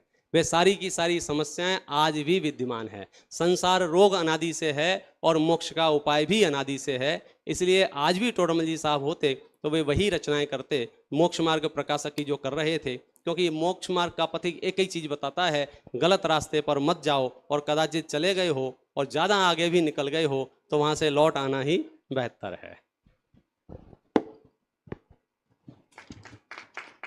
बहुत बहुत धन्यवाद पंडित विपिन जी शास्त्री नागपुर को। ये विषय आया था जिसका विषय बहुत सुंदर उत्तर भाई साहब ने दिया। मुझे लगता है टोडरमल जी होते तो प्रश्न वाले को कहते, भाई हमने जो 350 पेज का उपदेश दिया है वो तो तू सुनता नहीं है, उसकी और तो उसको तो अपने जीवन में उतारता नहीं है, और अन्यों से ये पूछता है कि 250 साल बाद हम होते तो फिर क्या कहते, तो ऐसा वह उपदेश उसको देते। वास्तव में यही उनका उपदेश है। और ये हम जब कालजयी ग्रंथ इसको मान रहे हैं तो ये हर काल में त्रिकाल तक उनका यही उपदेश रहने वाला है। हजारों वर्षों बाद भी यदि टोडरमल जी होते तो वो यही उपदेश देते, इसी मिथ्यात्व के नाश का वह उपदेश देते। इस प्रकार हमारी ये बहुत सुंदर परिचर्चा यहाँ पर संपन्न हुई। इसके पहले सत्र में हमने उनके पंडित टोडरमल जी और उनके ग्रंथ का परिचय यहाँ पर प्राप्त किया।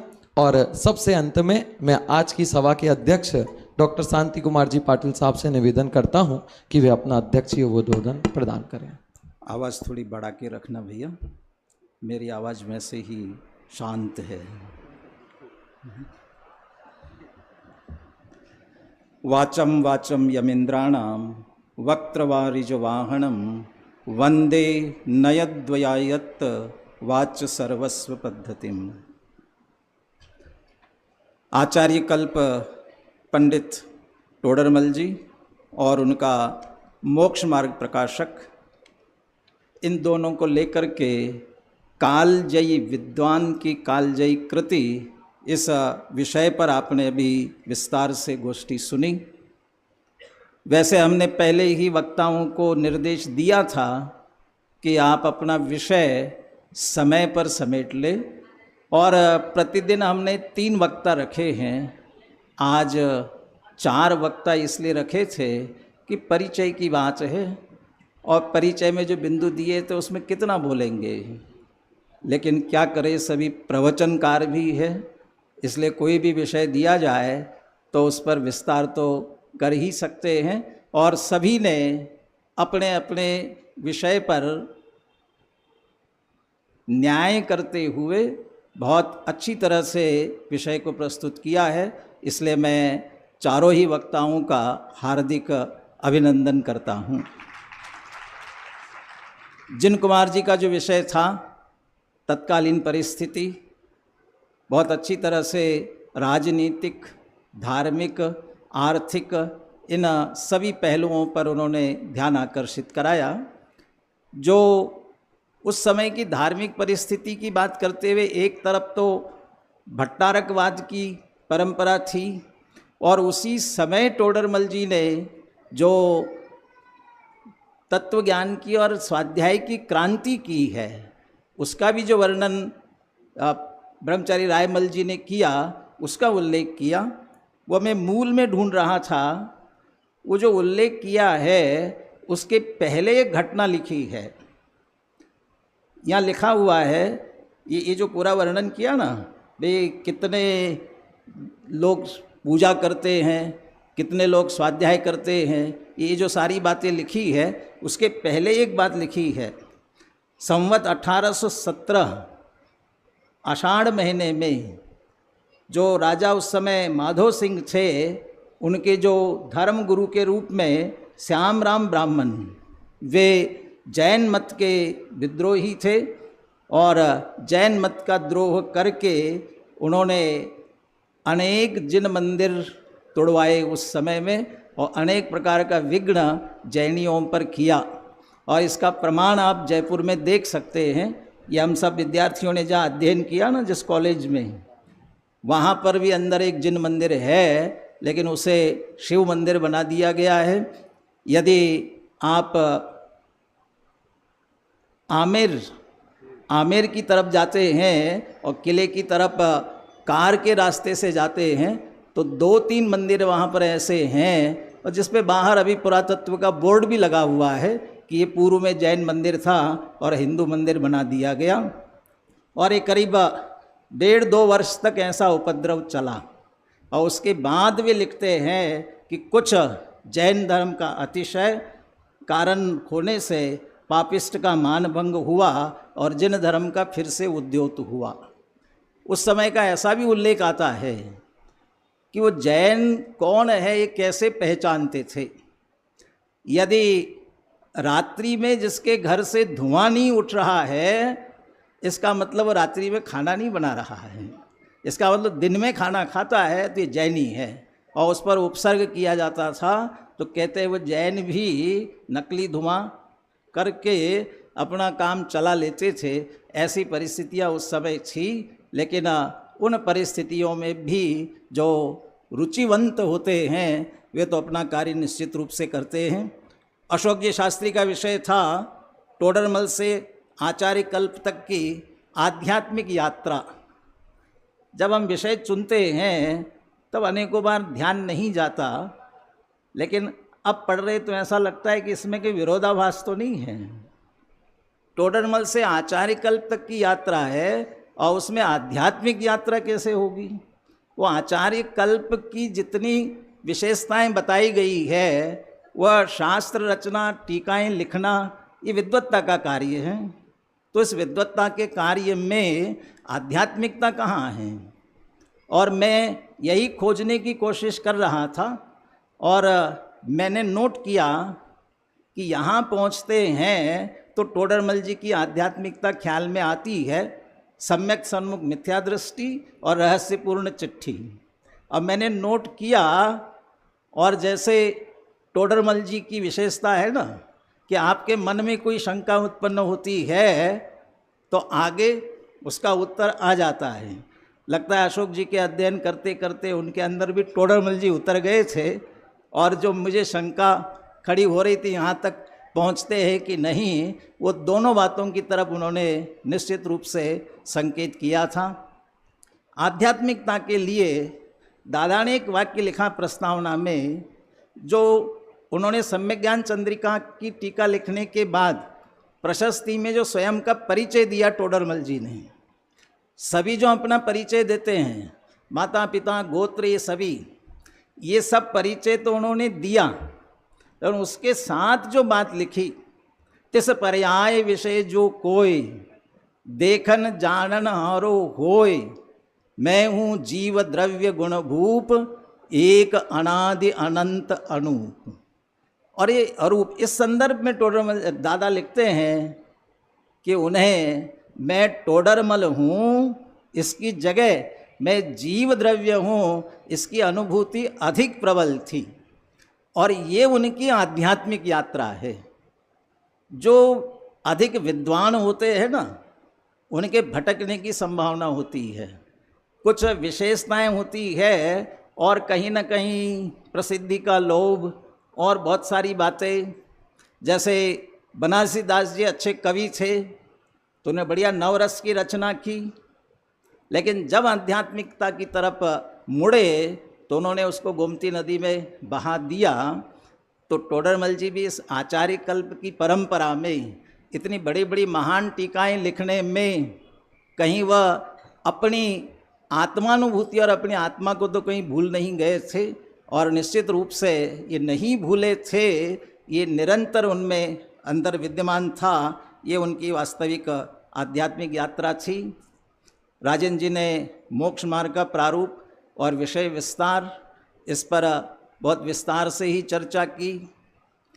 उन्होंने जब प्रारूप बताना प्रारंभ किया, चूँकि मोक्ष मार्ग प्रकाशक है ना, और विस्तार आगे, तो उन्होंने सम्यक दर्शन, सम्यक ज्ञान, सम्यक चारित्र से प्रारंभ किया। तो फिर 8 अधिकार क्या है उसके पहले के, तो फिर बाद में विषय विस्तार में पीछे वो आए और क्या क्या वर्णन किया है ये पूरा बताया। मैं तो कहता हूँ टोडरमल जी किसी आर्किटेक्ट से कम नहीं थे।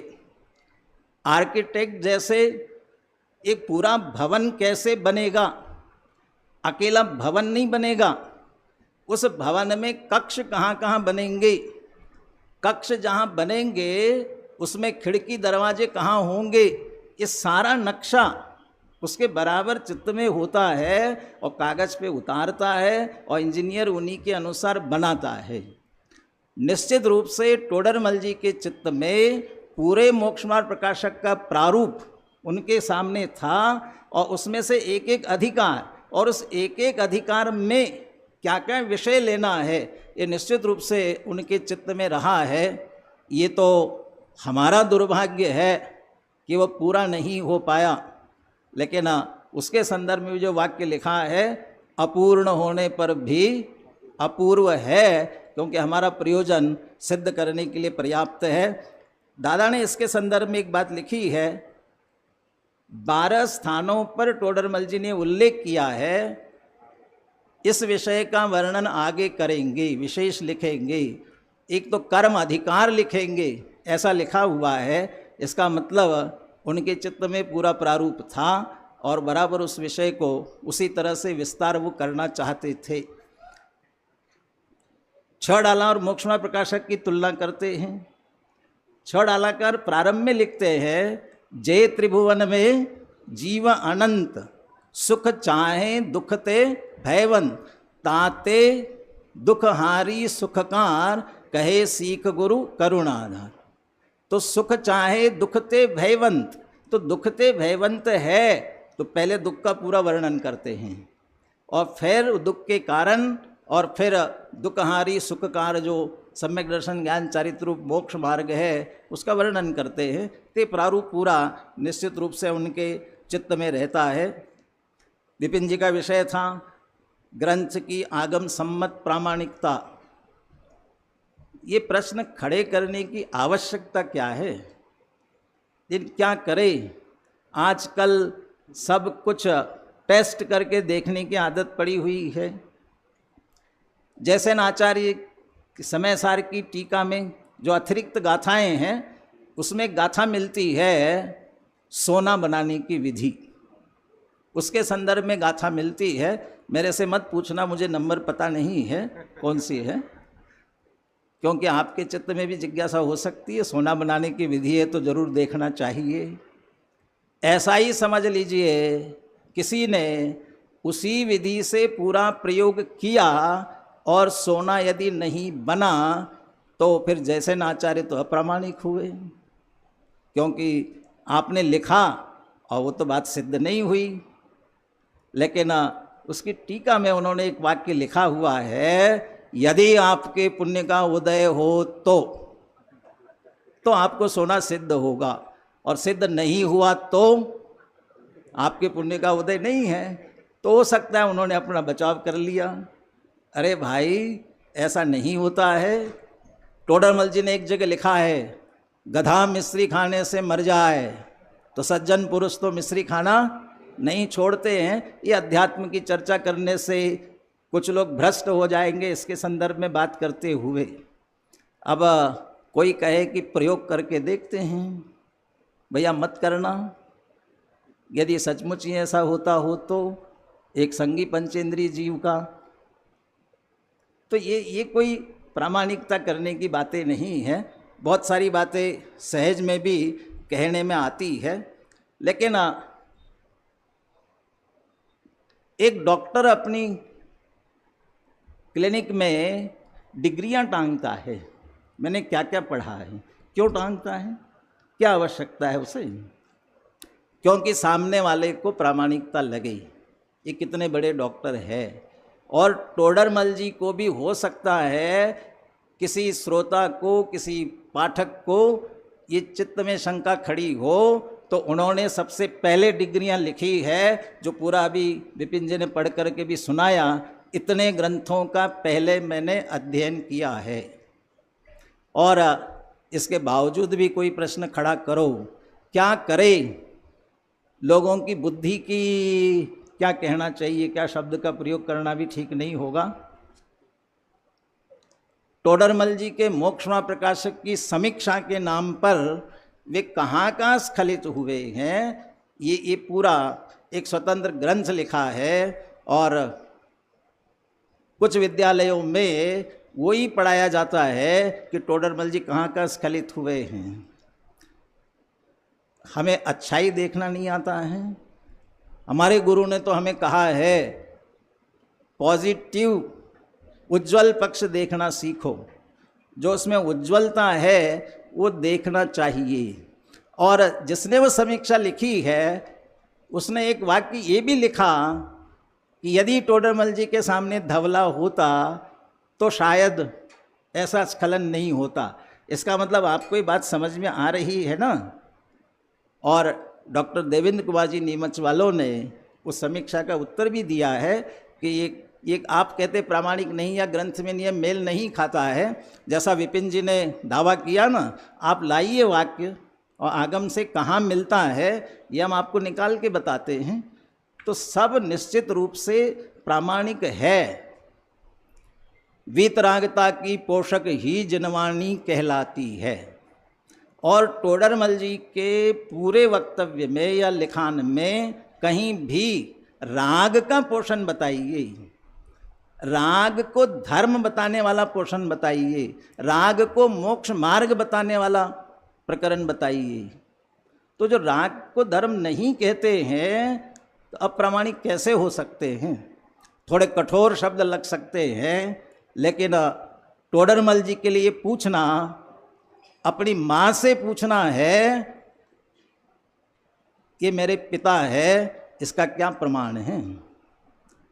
अरे वो जो लिखा हुआ है वही सामने प्रमाण है, और जिनवाणी माता के आधार से निश्चित रूप से उन्होंने लिखा हुआ है।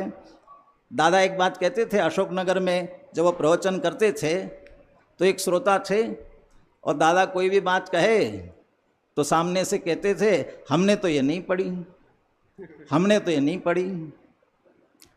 तो दादा फिर वो प्रमाण खोज के लाते होंगे और दूसरे दिन बताते होंगे।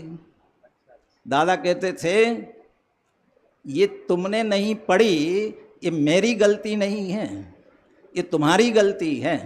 हमने इतने शास्त्र पढ़े हैं और तुम्हें ये नहीं ख्याल में आ रहा है, तुम भी शास्त्र पढ़ो और उसमें ढूंढो तो तुम्हें मिलेगा। तो टोडरमल जी पर यदि शंका कर रहे हैं तो हम आगम पढ़े तो निश्चित रूप से उनकी प्रामाणिकता हमारे ख्याल में आएगी और मिलेंगी। राजस्थान की धरती वीरों की धरती है, जहाँ महाराणा प्रताप जैसे युद्धवीर हुए, भामाशाह जैसे दानवीर हुए, दीवान अमरचंद जैसे सिंह को जलेबी खिलाने वाले हुए, और उसी धरती पर तत्व ज्ञान का यथार्थ डंका बजाने वाले हमारे टोडरमल जी हुए, और निश्चित रूप से वे भी एक धर्मवीर है।